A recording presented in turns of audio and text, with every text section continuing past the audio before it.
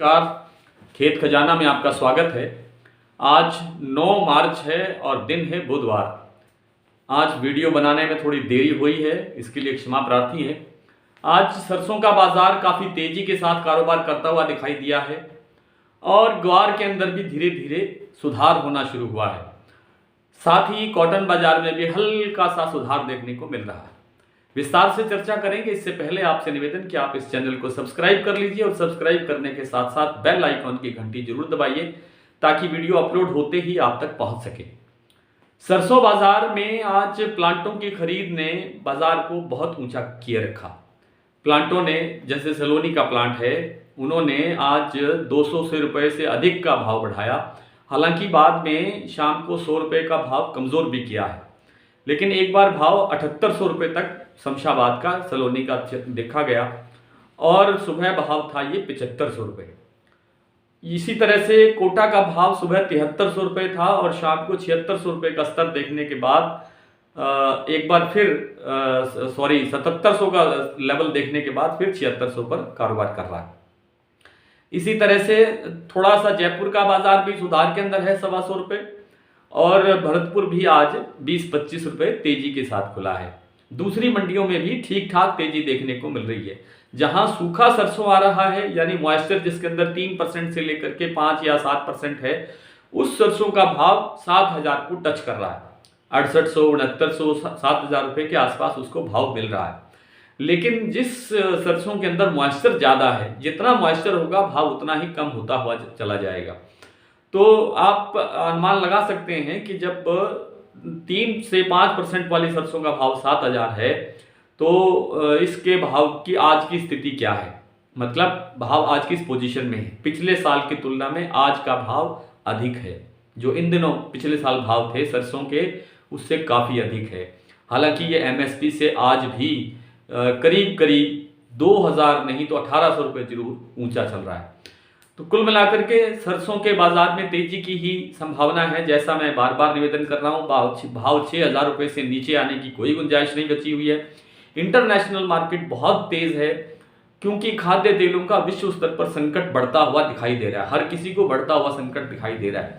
इसीलिए जो प्लांट हैं या और जो दूसरे स्टॉकिस्ट हैं, वो सरसों का भी और सरसों तेल का भी तेजी से स्टॉक कर रहे हैं, ताकि संकट के दिनों में उसका उपयोग किया जा सके। वो उपयोग किस तरह से करेंगे वो आप भी जानते हैं, सब दुनिया जानती है। खैर, बात यह है कि सरसों के अंदर मंदे की कोई संभावना नहीं है और मंदे की संभावना नहीं के कारण बाजार जो है वो तेजी की तरफ ही चलता हुआ दिखाई देगा। एक आध बार बीच में इस तरह की पोजीशन आ सकती है कि जैसे 11 लाख 11.5 लाख बोरी की आवक हो रही है, ये अगर 12 को क्रॉस करती है तो थोड़ा बहुत दबाव, हल्का फुल्का दबाव, 150 रुपये का दबाव देखने को मिल सकता है। बड़े मंदे की संभावना नहीं है। और क्योंकि भारत में सिर्फ 30 से 35% तिलहन ऐसा है जिसका तेल निकाल करके हम तेल उपयोग करते हैं, बाकी 65% 70% हम आयात करते हैं। और ये स्थिति सुधार तब तक नहीं हो सकती जब तक हम भारत के अंदर तिलहन की जो फसलें हैं, विशेष रूप से सरसों है, सोयाबीन है, इनकी स्थिति को नहीं सुधारते। खास तौर पे सरसों में ज़्यादा, क्योंकि सबसे ज़्यादा तेल सरसों में निकलता है। सरसों का तेल 30-32% से लेकर के 37-38% तक भी पहुंचता है क्वालिटी के अनुसार। लेकिन सोयाबीन का तेल 18% के आसपास ही रह जाता है। कमज़ोर क्वालिटी हो तो वो 16 से भी नीचे चली जाती है। कुल मिलाकर के भारत सरकार से और देश भर के अन्य सरकारों से निवेदन है कि आप तिलहन की खेती को घरेलू उसमें कृषि जगत में बढ़ाने के प्रयास करें, किसी तरह से करें, ताकि जो तिलहन के हम आश्रित हैं आयात पर, वो थोड़ा थोड़ा निर्भरता हमारी कमज़ोर हो और हम घर में ही अपनी चीज़ बना करके अपनी चीज़ का सेवन करें, उपयोग करें। ये बात है सरसों की। और बात कर लेते हैं थोड़ी सी कॉटन बाजार की। कॉटन बाजार में देखिए, कई दिनों से जिनिंग मिलें कमज़ोर स्थिति में थी। कमज़ोर स्थिति के मतलब कि जैसे हफ्ते में 1 दिन काम किया या कुछ घंटे काम किया या हफ्ते में 2 दिन काम किया, तो वो उनका जो प्रोसेसिंग सिस्टम है उसको चालू रखने के लिए, उस मशीनरी को चालू रखने के लिए, उस प्लांट को चालू रखने के लिए उन्हें थोड़ा बहुत कारोबार चलाना ही पड़ता है और थोड़े बहुत आदान प्रदान का व्यापार भी चलता है। उस नाते से थोड़ी सी खरीद निकल कर आई है और खरीद निकल कर आने से थोड़ा सा बाजार अप हुआ है। आज जैसे अनूपगढ़ का बाज़ार है वो 10,251 रुपये पर नरमा बिका है। एक दो मंडियां ऐसी हैं जहां 10,600 का भी कारोबार हुआ है, और कुछ मंडियों में मतलब 10,000 से ऊपर का तो काफ़ी मंडियों में आज भी कारोबार हुआ है। लेकिन इंतज़ार जो किसानों को इंतज़ार है या स्टॉकिस्टों का इंतज़ार है वो 11,000 से ऊपर के भाव का है। अभी भी कुछ किसानों ने नरमा अपनी की फसल को रोक रखा है, स्टॉक किया हुआ है, जो रोकने की क्षमता में है। रोकने की क्षमता किसानों की लगातार बढ़ती जा रही है। पिछले साल सरसों के भाव अच्छे मिले और इस बार भी सरसों के भाव अच्छे मिल रहे हैं, किसान मजबूत हो रहा है। इसी तरह से नरमे के भाव भी पिछले साल ठीक ठाक मिले, इस बार काफ़ी अच्छे मिल रहे हैं। तो इस तरह से किसान मजबूत होता है, ये बहुत ही अच्छी बात है, क्योंकि किसान मजबूत होगा तो उसकी खरीदने की क्षमता, जो पावर कैपेसिटी है खरीदने की, वो बढ़ेगी, और वो बढ़ेगी तो बाजार खुशहाल होगा। बाजार खुशहाल होगा तो हर चीज़ खुशहाल होगी।